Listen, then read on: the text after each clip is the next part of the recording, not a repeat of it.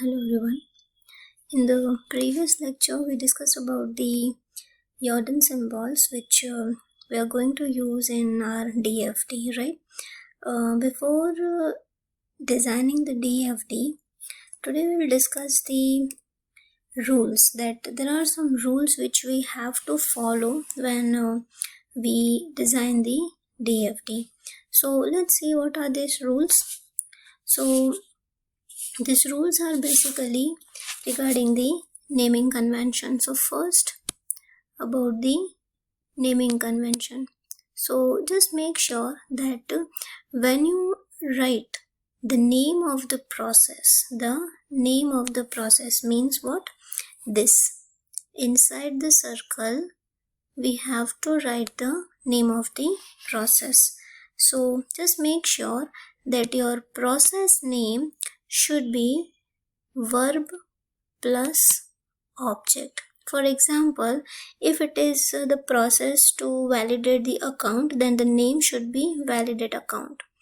If it's about calculating the text, then calculate text. So this is about the naming convention for process. Then data flows means the arrows. What you will write on the data flow? This data flow.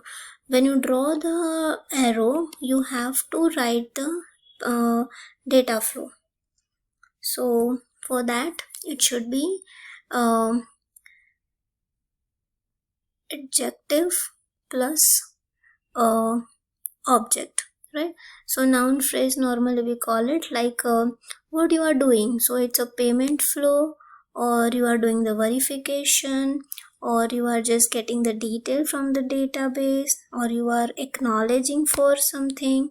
So that comes under the data flow. Then next we have the data stores, means the table, this place, data store. So your data store name, like again that same thing, like adjective plus object. Here the meaning of the object means noun, right? So just like if your table stores the details about the employee, then simply mention employee, right? Then if it's a like category, hourly employee, so hourly employee, simply the meaning of that particular the name should be regarding related with the data, right? What type of data you are storing, that comes under the data store. Then we have the external agent. External agent means your entity, external entity or agent sometimes we call. So the name of the entity, like it's a customer or the admin or the user, right? Or some other system, like for example you are using the Paytm, right? Or any other wallet like a GPay or something. So that becomes your external entity. So it should be like a noun phrase, right? So these are the naming convention, just we have to take care about it.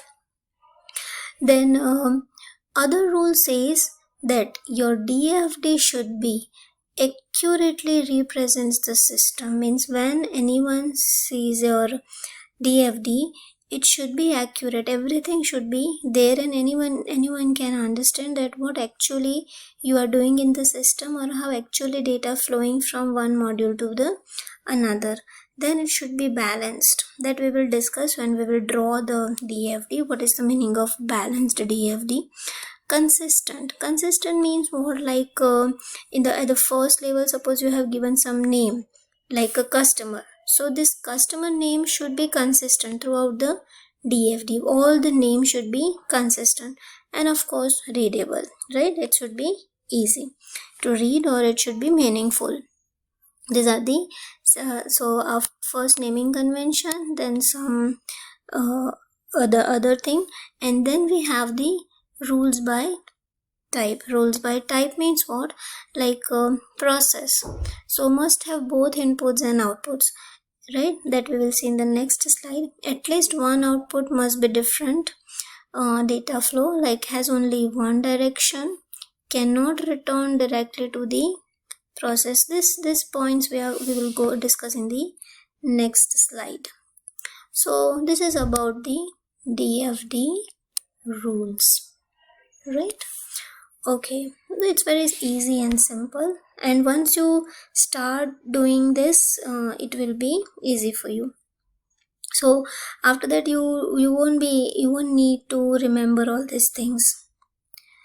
Okay, so next we have most important rules for DFD. These are just a some summary of these rules, like naming convention.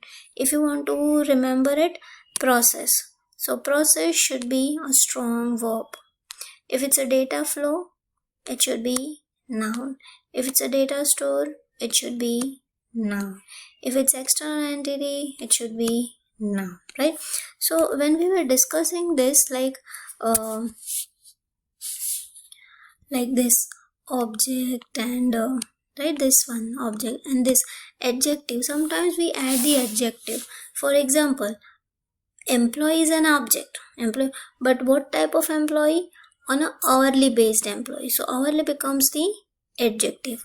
Okay, you are doing the payment process, but what in payment? You are verifying the payment.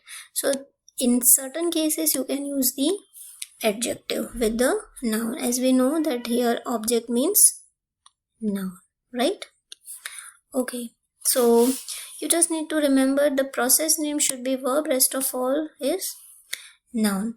And most important thing, no more than 7 to 9 processes in each DFD. Means we have different levels of DFD, and on each level you cannot write more than 9 processes, unless and until if it's an exceptional case, like if it's a huge system and you cannot compress it. In that case only you can go for more processes, otherwise it should be 7 to 9 processes. So these are the rules for DFD. And here we have the illegal processes. So this is about this, right, by type. So this point rules by type we are discussing in this slide. So see, there are some illegal processes. What is the meaning of illegal processes? Means some combinations are not acceptable. For example, if you have a process, you cannot draw two different arrow, like it has only, see, it has only output, there is no input, means this is wrong, right? No inputs, it is wrong. So the spontaneous generation process means no inputs. If there is no inputs, it is called the spontaneous generation. This is illegal process. Then the second is a black hole process. In this black hole process, you can see that both the arrows are of input. We have only input but no output. So if there is no output, we call it a black hole. This is another illegal process. And the third one, see, here we have a process calculate grade. We want to calculate the grade, and we are entering the date of birth. So to calculate the grade, we don't need date of birth, we need marks, right? We need marks. So here it is like you don't have sufficient inputs, you don't have sufficient or the correct inputs. In that case, you will not get the correct final grade, right? You will not get it. And this type of process, we call it a gray hole process. So in a gray hole process, when gray hole process means the input is insufficient to generate the output.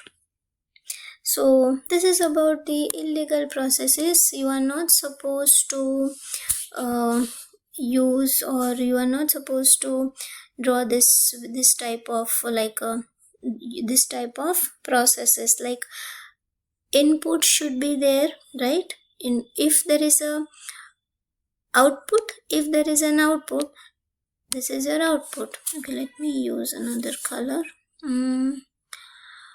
Okay, so see, if there is an output, input should be there. Similar way, because here we have input, output should be there. And if you are doing some process for some particular output, your input should be relevant and sufficient, right? Relevant as well as sufficient. So if you are doing this type of processes, in that case we call them illegal processes. So it is about the illegal processes, DFT rules, right? So now you can read these rules by type. Must have both inputs and outputs. Now we know, right? The process should have inputs and outputs. At least one output must be different. At least one output must be different. It should not be same. This we will see in the real example. We will understand this point. Then data flow has only one direction, right? You cannot draw the data flow in all the directions. It has only one direction. We cannot draw this way, like this and this. We cannot draw this way. Suppose it's your process, and if it's your database, we cannot write this. We cannot draw this type of arrow. What we can do, how we can draw? We can draw this way, this and this. This is wrong, right?